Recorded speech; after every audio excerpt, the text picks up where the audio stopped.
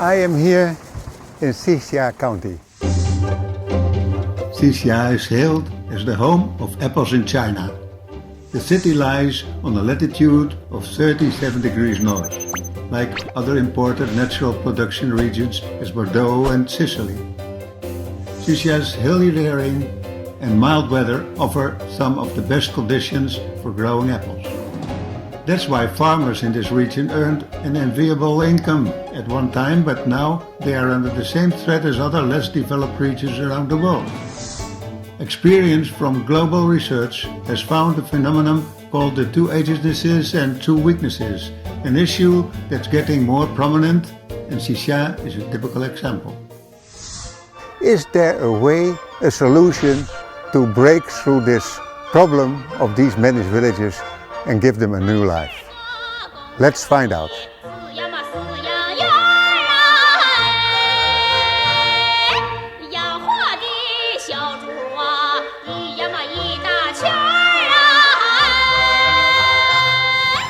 My name is Tom, I'm from Holland. I have a great interest in this subject as I worked in poverty alleviation with the United Nations Development Programme before retiring. Over the past 3 decades, I conducted research projects in 35 countries and regions and came to China to work in sustainable development since the 1990s. The two agencies refers to aged people and aged trees. Younger generations move out, leaving the elderly. Almost a third of the villagers are above 60. In a decade that may come to a case of have land but nobody work it. Aged trees means that the quality of the crops goes down sharply, both prices and yields fall. The two weaknesses refers to the weaknesses of the collective economy and industrial development. Less rural collective incomes have constrained the ability to provide better public services, while the weak capacity to upgrade and renew industries means no brighter future. Overcoming this is the key to sustainable poverty alleviation in rural areas. One of the remarkable achievements of China is that it has taken hundreds of millions of its citizens out of extreme poverty in the past 3 decades. But the aging population and empty village syndrome are not problems unique to China. They are irreversible trends globally. Against this backdrop, this country cannot afford to rest on its success. That's why I have come to find out how local communities are staving off the real threat of falling back into the poverty trap. Xixia has 953 administrative villages, making it the largest county-level city under the jurisdiction of Yantai in Shandong province. With a large number of villages and a high proportion of rural population, 80% of farmers' incomes here come from the fruit industry. In the village of Beiluotang, where we are headed, there are 1,200 residents, but only 12, yes, just a dozen, of working age are under the age of 45. In the fields, you'll see workers in their 50s, 60s and 70s. Although they earned a handsome income from apples, the traditionally good price they fetch is now under threat. One reason is that many of the orchards found in the 900 or so fruit tree villages scattered in the hills are aging and therefore no longer producing as much as they used to. Fruit quality has declined. But planting new trees is not the easy solution it may first appear. I am with Mr. Yang in his 1-acre apple orchard.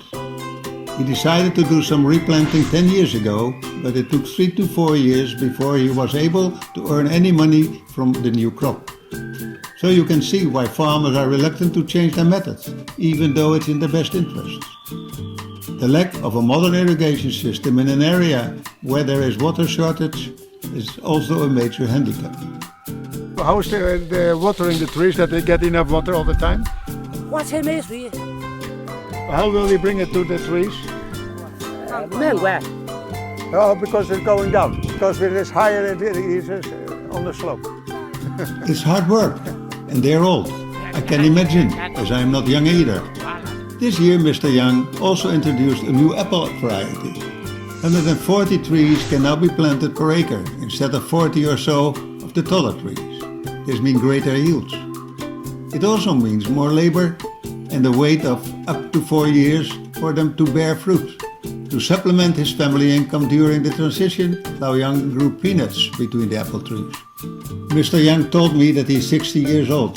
He's going to work for another 10 years and he's sure he will transfer the land to the cooperative if he can't manage to work in his orchard anymore.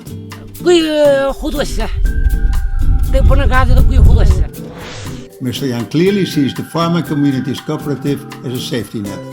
More about the importance of this type of partnership to the apple industry later. But first, back to the village as it's lunchtime.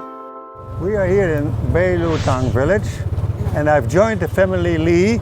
Mr. Lee, 75 years, Mrs. Lee, almost 75 years old, and we are on our way to the dining hall because it's a village of many old people who are depending on the food in the dining hall.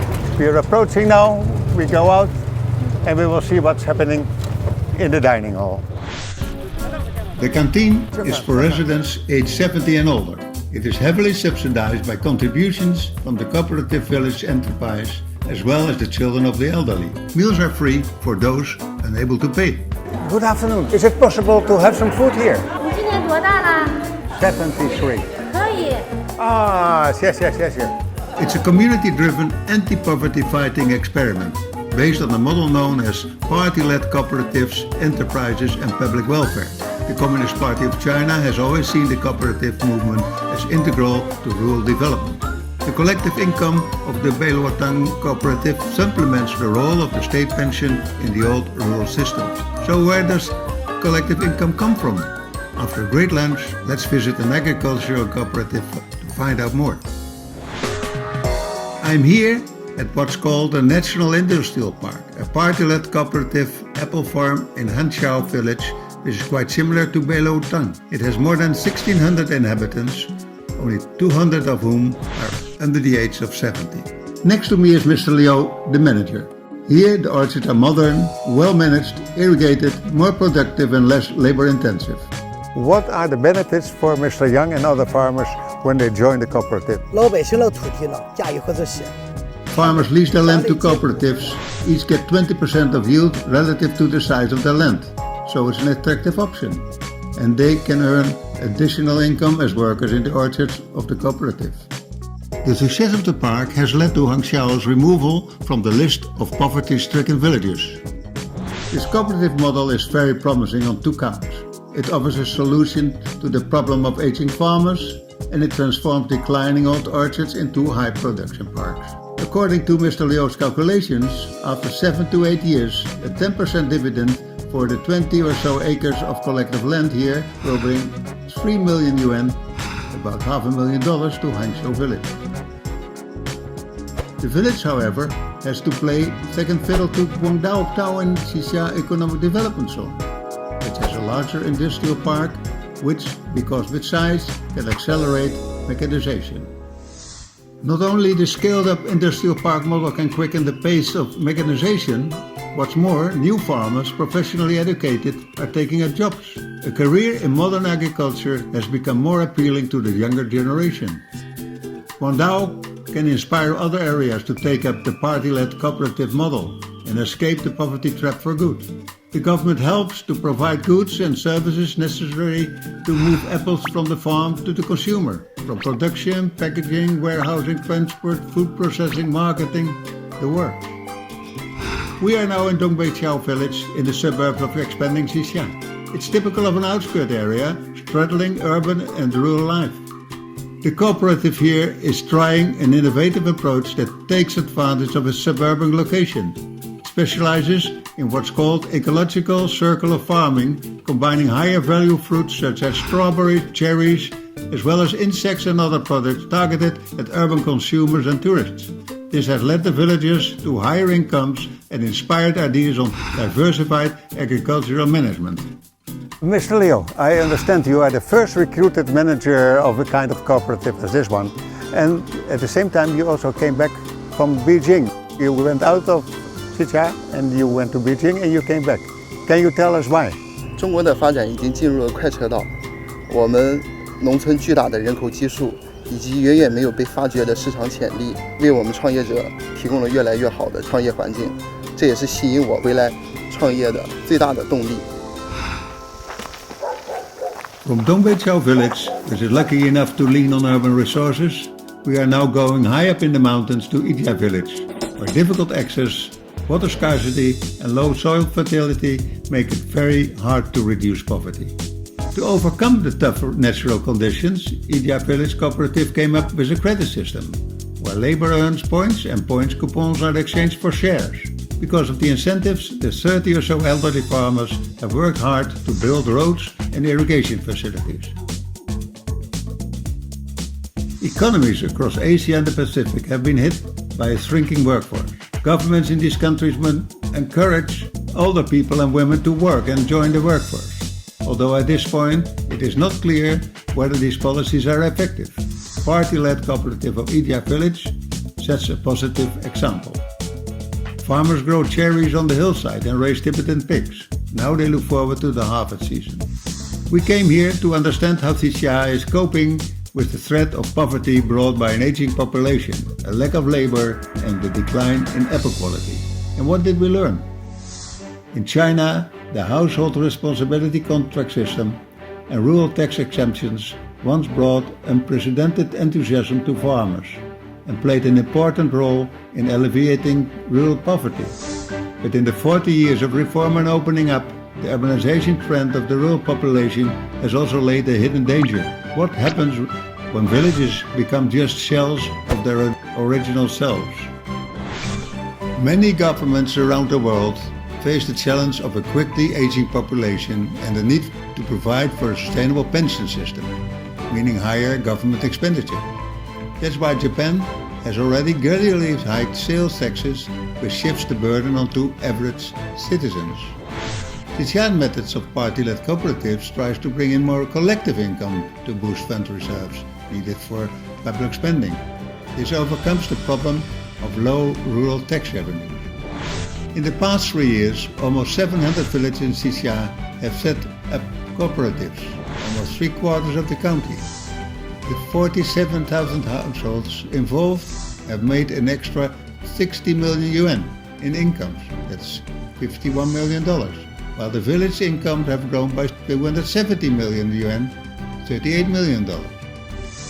China's rural living has always been one reliant on the moods of Mother Nature. To me, Xia has been able to change that by diversifying the rural income streams and smooth the instability in produce prices. Farmer incomes now come from 4 sources: land for equity, working at a cooperative, dividends from fruit harvest, income from fruit processing and rural tourism. So that is probably a good message for a continuing and a rising prosperity of this apple county. So the cooperative works to link the fragmented land plots, the separate farmers and also agricultural businesses. It's a model that integrates the primary, secondary and tertiary sectors. That's what's going to bring renewed vigor to China's rural area.